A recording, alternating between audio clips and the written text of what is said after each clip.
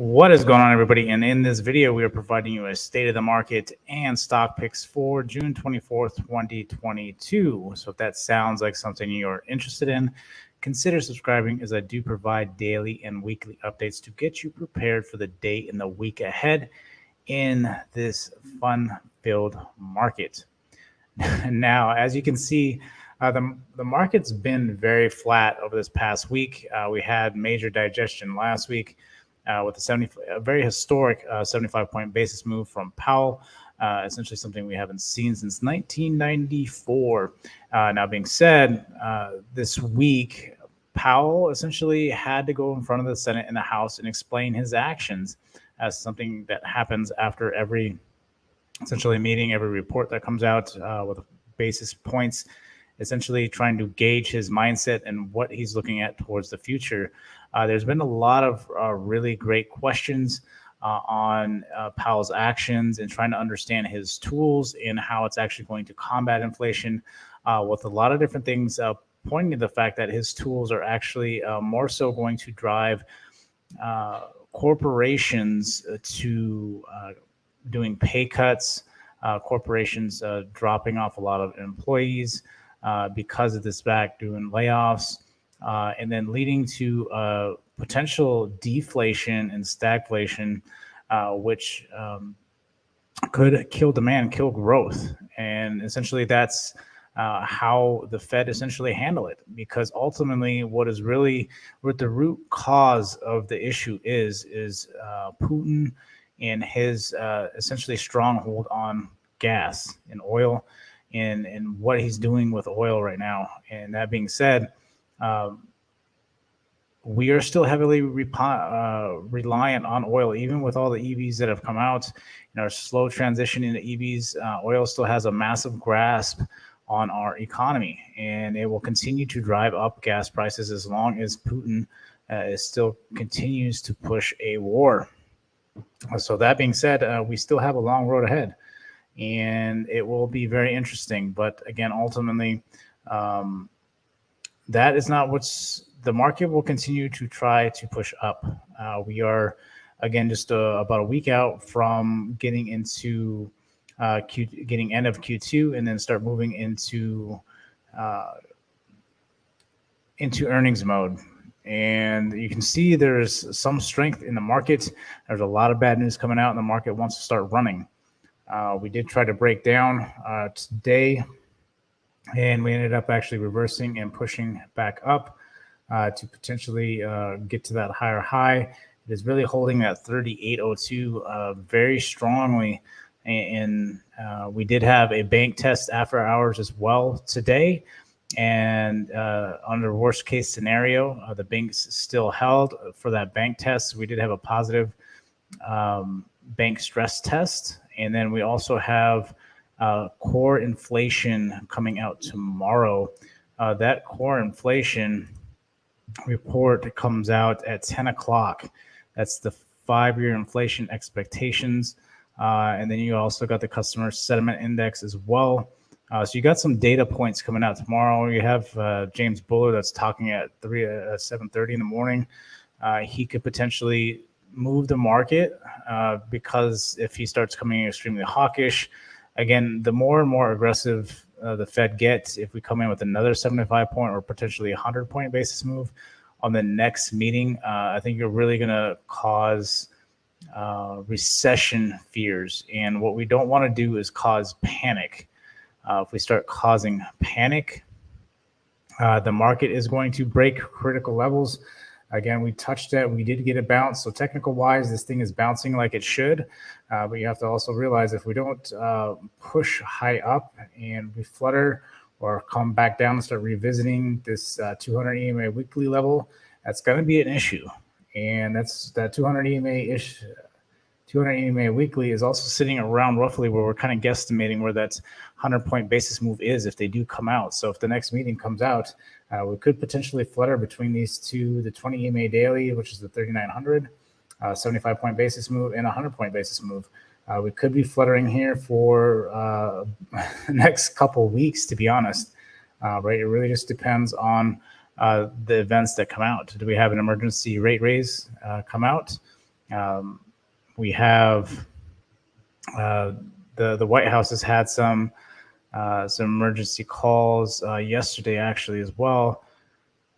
Not essentially talking about inflation, but talking about oil the other day. So again, they are well aware about the grasp that oil has on inflation, and that we won't truly be able to grasp inflation until we get a hold of oil and figure out that current situation. Again, we can only do so much for our country, but we have to also understand that any kind of supplies that come through trade or anything like that, it goes through multiple hands. So it's not just us. Just because we improve our ports, we have to understand that that doesn't improve all the other ports. It has to cross hands through to get to our ports, and so that's what we have to be mindful of, and why this is inflation is getting out of control, and everything else that's going on. So being said, things could potentially get really bad. What I'm ultimately saying here is there are a couple different black swan events that could occur that could drop this thing very quickly. But being said, again, we are only about a week out from Q2 earnings to be over with and start getting in earnings mode. And earnings mode is really going to tell us how bad inflation is and how these big corporations are handling it. Again, a lot of these smaller new companies that just came out last year, the year before, they're going to get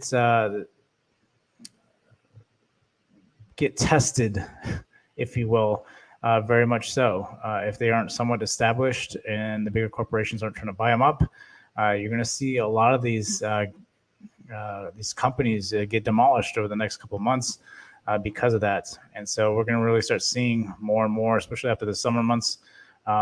So we'll start to see some of it, but I think the Q3 earnings is really where we're going to see how heavy hit these companies are really going to get over the summer months. So again, I think we'll get a taste of it on this earnings, but it'll be really next cycle about how bad things have really gotten.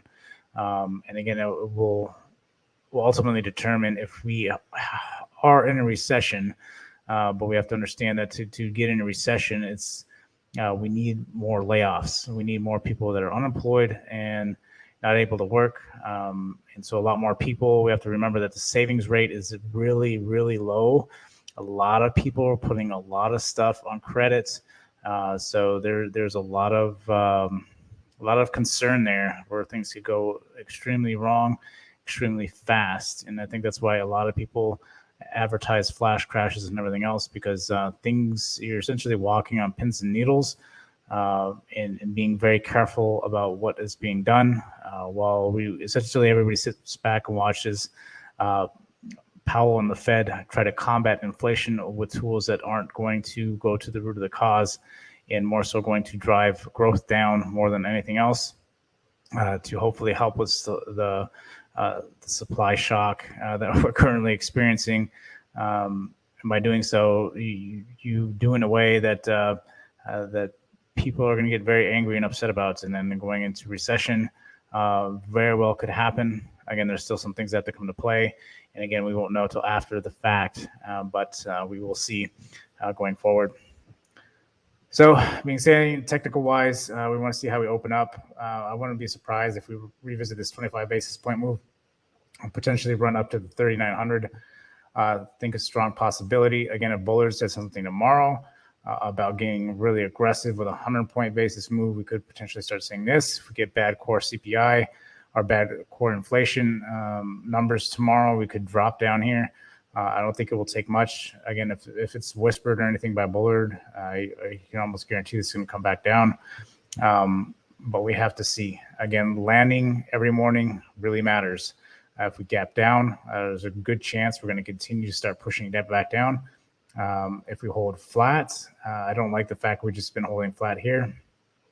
Maybe people are waiting more towards next week to kind of determine. It is a short week, so a lot of institutions don't play on short weeks. You might not see much movement until next week.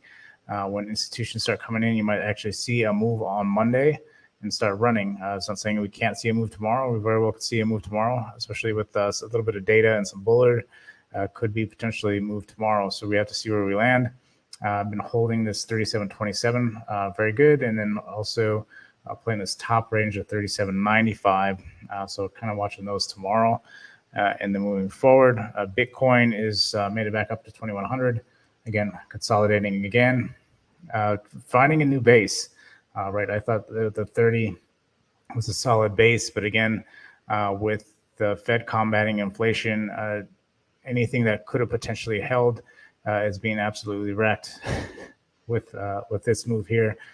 So again, there was actually Charles Hawkinson's and a couple other members representing crypto today. I think that went really well. There's a lot of people that are making decisions about crypto that aren't well educated about the space, and that in itself is definitely not a good thing. And it's ultimately, again, I think it's finding a base. Is it going to be this 20K? Will be the new base, but there's still a lot of what ifs and a lot of black swans out there. And again, Bitcoin's running in parallel with a market, and so if the market index is going to take a beating, so is crypto for the time being until we get some hopium or something going on, that we reach essentially the peak of the basis point basis, and we start backing off or remaining at the same basis points, could potentially help us start rallying. And again, any kind of semi news that we've hit peaks will cause people to provide that hopium to start pushing back up in hopes to evade a recession. But again, with the current tools that the Fed has, the only way they could potentially help, if they keep going at the rate they are, would put us in a recession. And that's what people are kind of highlighting, and kind of what the biggest takeaway is from the House and the Senate meetings the past 2 days. So Bitcoin, watching that. We'll do our regular scan through the different industries right now. Tesla, flat, had that nice move last Monday or Tuesday. Nice move Wednesday, and then today is flat. It's starting to sell off. Really kind of watching this 688 mark tomorrow. If this does break, again, you're going to revisit back down to potentially 620. Do have a little bit of 647 action here. If we do hold, again, on the daily, you have to be mindful of this. On the daily, we did try to break this trend. And every time we try to break trends, they go right back into the trend. We cannot break trends to save our lives. So it's like every small trend you break, there's another bigger trend you have to watch out for. Again, I think we could potentially grind around this 700 till we get an earnings mode. So we get one more week of this, could potentially put us into earnings mode, and then we start pushing up. So really kind of watching that. Amazon, not really worried about Amazon. Let's jump into banks, because that's really what's important. JPM is kind of our big gauge here. JPM did try to sell off today.